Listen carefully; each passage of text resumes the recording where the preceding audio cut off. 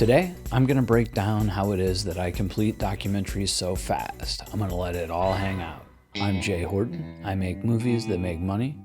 This is how. What follows is my 6-step program for making documentaries. Step 1, picking the subject. I typically tackle subjects that I find interesting or want to know more about, and I will occasionally take on unexpected projects that present themselves. Now, another thing to note is that I've produced quite a lot of these, and I tend to look now for subjects that have done well for me in the past or others I know. Some past successes for me have been in the UFO documentaries or Bigfoot, astrology documentaries, and I will still take chances on new stuff, like right now we're currently working on a diet documentary. But the bottom line is I try to look for subjects where I think I can easily locate that audience. For example, I did a dog rescue documentary and, I would look for animal lovers, or I did a Bigfoot documentary and I look for people that are interested in Bigfoot and so on and so forth. Step 2, I find and solicit interviews from people with expertise on the subject I'm studying. Now, it can be difficult at the beginning to know where to start. In the case of UFOs, I didn't know.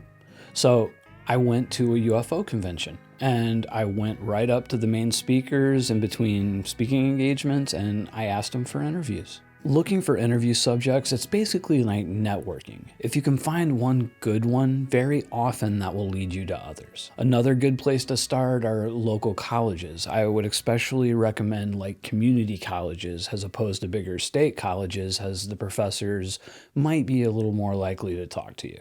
Step 3, interviewing the subjects. After booking the interview, I go to interview the subjects, though these days I usually leave a lot of the production side to different partners that I work with. A typical interview usually ranges between 1 and 3 hours. The questions are written in advance, but oftentimes the best stuff comes up spontaneously based on what the interview subject is saying, which brings me to a good point. I don't usually go into a documentary with too specific of an idea about the story that I want to tell. Now, I'm a firm believer in letting the interviews guide the story, within certain parameters, of course. Now, I'm not saying this is the way to approach documentary interviews. It's really just one way. It's my way. But in addition to being how I like to work creatively, it's also a very helpful method in me getting things done faster. Because in production, I'm not always backing up and going over and over the same thing multiple times to get what I'm looking for. Then in post, it's the same thing.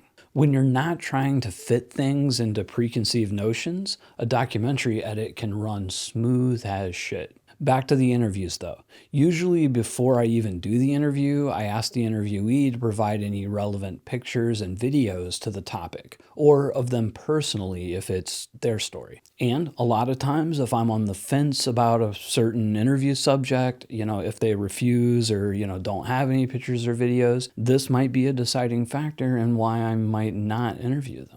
Not always, but sometimes. If time and availabilities permit, after the interview, I like to follow the subjects for a day of their life and ask a lot of the same questions again. Sometimes you get less guarded responses while they're performing some other task. Plus, this gives a lot of opportunity for new B-roll and a chance to open up the doc visually. And a quick word on B-roll. Now, it's always better to shoot it yourself, and I try to do as much of that as I can. However, on very low budget documentaries, this isn't always an option. So I really lean pretty heavily on a lot of these documentaries on stock footage. I use a membership to Storyblocks. I pay a yearly amount. I think it's like $300 a year, and I get great, visual B-roll, and I use it to do music stock as well. Step 4, preparing the edit. I string out all of the interviews in their raw forms and I sync the audio. I log time code for that timeline in an Excel sheet. I usually break everything up by the question being asked. Then I refer later to this when I'm structuring my edit. I also mark down any good sound bites that may make for good trailer or marketing promotion pieces later. Step 5, structuring the documentary. I find structure for my documentaries during the edit. I really don't think about this too much ahead of time. Using that timeline form I was talking about before, I structure the documentary. Sometimes it's as simple as lining up the same questions for different subjects together. Sometimes it works out that I had just ordered the questions in a really good organic order, and I'll stick with that. But sometimes, and honestly a lot of the times, I have to dig a little bit deeper, and connect the questions thematically, and they're not always in the order that they were asked. This is the step where the documentary is really made. Step 6, the edit. I lay out all the clips in their intended order, and I cut out all the pregnant pauses, ums and ahs, repetitive phrases, etc. Then when I'm happy with the structure, and I usually play around with this for a few days to a week, I start laying in music. Now, I do this before I lay in the B-roll, and some will say that that's a mistake. They like to save the music for dead last, lock everything and then do the music. And that is a totally valid and probably a much more common approach to editing. But when it comes to documentaries, I really like cutting the B-roll to music. So I place the music first. Then I lay in my B-roll, any narration, animation, or text stuff that's needed. Then I mix the sound and I do the color correction and color grading. After my edit's complete, I usually cut a few trailers. For documentaries, I usually do 3 variations of the main trailer, all just under 60 seconds, and that's 2 reasons really. 1, so they can be double purposed as reels on social media without having to cut them shorter, and I personally just like shorter trailers. 60 seconds is a sweet spot for me.